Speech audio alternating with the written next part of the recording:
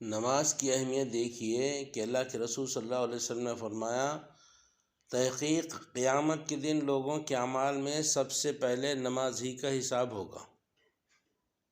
حضرت عبداللہ بن مسعود رضی اللہ تعالیٰ عنہ فرماتے ہیں، میں نے اللہ کے رسول صلی اللہ علیہ وسلم سے سوال کیا کہ اللہ تعالیٰ کو کون سا عمل زیادہ محبوب ہے؟ اللہ کے نبی صلی اللہ علیہ وسلم نے فرمایا، وقت پر نماز پڑھنا۔ میں نے کہا پھر کون سا؟ آپ نے فرمایا، ماں باپ کے ساتھ نیک سلوک کرنا۔ میں نے کہا پھر کون سا؟ اللہ کے نبی صلی اللہ علیہ وسلم نے فرمایا، اللہ کے راستے میں جہاد کرنا۔ یعنی اس حدیث میں دیکھیے، ماں باپ کے ساتھ حسن سلوک کرنا اور اللہ کے راستے میں جہاد کرنا، اس سے پہلے اللہ کے نبی صلی اللہ علیہ وسلم نے فرمایا کہ وقت پر نماز پڑھنا یہ جو ہے محبوب عمل ہے۔ اور اللہ کے رسول صلی اللہ علیہ وسلم نے فرمایا، نماز کے بارے میں اللہ سے ڈرو، نماز کے بارے میں اللہ سے ڈرو، نماز کے بارے میں اللہ سے ڈرو۔ 3 مرتبہ اللہ کے نبی صلی اللہ علیہ وسلم نے فرمایا، اور فرمایا آدمی اور شرک کے درمیان نماز ہی حائل ہے، نماز دین کا ستون ہے۔ قیامت کے دن جب اللہ تعالیٰ بعض دوزخیوں پر رحمت کرنے کا ارادہ فرمائے گا تو فرشتوں کو حکم دے گا کہ وہ دوزخ سے ایسے لوگوں کو باہر نکالیں جو اللہ کی عبادت کیا کرتے تھے۔ فرشتے انہیں نشان سجدہ سے پہچان کر دوزخ سے نکال دیں گے، کیونکہ سجدے کی جگہوں پر اللہ تعالیٰ نے دوزخ کو حرام کر دیا، وہاں آگ کا کچھ اثر نہیں ہوگا۔ اور اللہ کے نبی صلی اللہ علیہ وسلم فرمایا، سب سے افضل عمل اول وقت پر نماز پڑھنا ہے۔ اور جب آدمی نماز کے لیے کھڑا ہوتا ہے تو رحمت الہی اس کی طرف متوجہ ہو جاتی ہے۔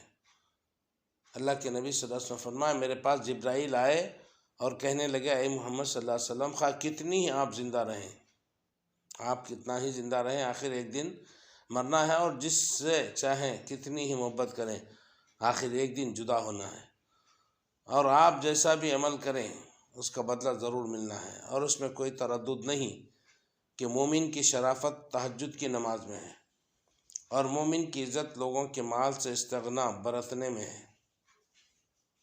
اور اللہ کے رسول صلی اللہ علیہ وسلم فرماتے ہیں، میں نے خواب میں اپنے بابرکت اور بلند قدر پروردگار کو بہترین صورت میں دیکھا، پس اس نے کہا، اے محمد۔ میں نے کہا، اے میرے رب، میں حاضر ہوں۔ اللہ تبارک و تعالیٰ نے فرمایا، مقرب فرشتے کس بات میں بحث کر رہے ہیں؟ میں نے کہا، میں نہیں جانتا۔ اللہ تبارک و تعالیٰ نے 3 بار پوچھا، میں نے ہر بار یہی جواب دیا۔ پھر میں نے اللہ کو دیکھا کہ اس نے اپنا ہاتھ میرے کندھوں کے درمیان رکھا، یہاں تک کہ میں نے اللہ تعالیٰ کی انگلیوں کی ٹھنڈک اپنی چھاتی کے درمیان محسوس کی۔ پھر میرے لیے ہر چیز ظاہر ہو گئی اور میں نے سب کو پہچان لیا۔ پھر فرمایا، اے محمد۔ میں نے کہا، میرے رب، میں حاضر ہوں۔ اللہ تبارک و تعالیٰ نے فرمایا، مقرب فرشتے کس بات میں بحث کر رہے ہیں؟ میں نے کہا، کفارات، یعنی گناہوں کا کفارہ بننے والی نیکیوں کے بارے میں۔ اللہ نے فرمایا، وہ کیا ہیں؟ میں نے کہا، نماز باجماعت کے لیے پیدل چل کر جانا، اور نماز کے بعد مسجدوں میں بیٹھنا، اور مشقت، سردی یا بیماری کے وقت پورا وضو کرنا۔ اللہ تعالیٰ نے فرمایا، اور کس چیز میں بحث کر رہے ہیں؟ میں نے کہا، درجات کی بلندی کے بارے میں۔ اللہ تعالیٰ نے پوچھا، وہ کن چیزوں میں ہے؟ میں نے کہا، لوگوں کو کھانا کھلانے، نرم بات کرنے، اور رات کو نماز پڑھنے میں جب لوگ سو رہے ہوں۔ پھر اللہ تعالیٰ نے فرمایا، اپنے لیے جو چاہو دعا کرو۔ رسول اللہ صلی اللہ علیہ وسلم نے فرمایا کہ پھر میں نے یہ دعا کی، اے اللہ، میں تجھ سے سوال کرتا ہوں نیکیوں کے کرنے کا اور برائیوں کے چھوڑنے کا، اور مسکینوں کے ساتھ محبت کرنے کا، اور یہ کہ تو مجھے بخش دے اور مجھ پر رحم کر، اور اگر تیرا کسی قوم کو آزمائش میں ڈالنے کا ارادہ ہو تو مجھے آزمائش سے بچا کر موت دینا۔ اور میں تجھ سے تیری اور ہر اس شخص کی محبت مانگتا ہوں جو تجھ سے محبت کرتا ہے، اور میں تجھ سے وہ عمل کرنے کی توفیق مانگتا ہوں جو مجھے تیری محبت کے قریب کر دے۔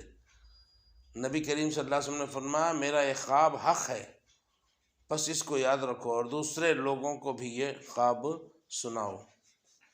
رسول اللہ صلی اللہ علیہ وسلم نے فرمایا، جس نے صبح کی نماز پڑھی وہ اللہ کی حفاظت میں ہے، بس اللہ تعالیٰ تم سے اپنی حفاظت کے بارے میں کسی چیز کا مطالبہ نہ کرے، اس لیے کہ جس سے وہ یہ مطالبہ کرے گا یقیناً اس کو اپنی گرفت میں لے کر منہ کے بل جہنم میں پھینک دے گا۔ مطالبے کا مطلب یا تو نماز میں کوتاہی پر مطالبہ و مواخذہ الہی سے ڈرانا ہے، یا فجر کی نماز پڑھنے والے سے تعرض کرنے کی صورت میں مطالبہ و مواخذہ الہی سے ڈرانا ہے۔ اور اللہ کے رسول صلی اللہ علیہ وسلم فرمایا، خانہ کعبہ کے پاس جبرائیل علیہ السلام نے میری امامت کی، بس مجھے ظہر کی نماز پڑھائی، اور مجھے عصر کی نماز پڑھائی، اور مجھے مغرب کی نماز پڑھائی، اور مجھے عشاء کی نماز پڑھائی، اور مجھے فجر کی نماز پڑھائی۔ تو امامت جبرائیل کی اس حدیث سے معلوم ہوا کہ نماز کا درجہ اتنا بلند، اس کی اہمیت اللہ کے نزدیک اتنی اعلیٰ و عرفہ، اور اسے مخصوص حیت، مقررہ قاعدوں، متعینہ ضابطوں اور نہایت خشوع و خضوع سے ادا کرنا اس قدر ضروری ہے کہ اللہ تعالیٰ نے تعلیم امت کے لیے جبرائیل علیہ السلام کو ہادی عالم صلی اللہ علیہ وسلم کے پاس بھیجا۔ حضرت جبرائیل نے اللہ کے حکم کے مطابق رسول اللہ صلی اللہ علیہ وسلم کو نماز کی کیفیت، حیت، اس کے اوقات، اس کے قاعدے سکھائے، اور پھر آپ صلی اللہ علیہ وسلم جبرائیل کے بتائے اور سکھائے ہوئے وقتوں، طریقوں، قاعدوں اور ضابطوں کے مطابق نماز پڑھتے رہے، اور امت کو بھی حکم دیا کہ صلو کما رأیتمونی اصلی، تم اس طرح نماز پڑھو جس طرح تم مجھے نماز پڑھتے دیکھتے ہو۔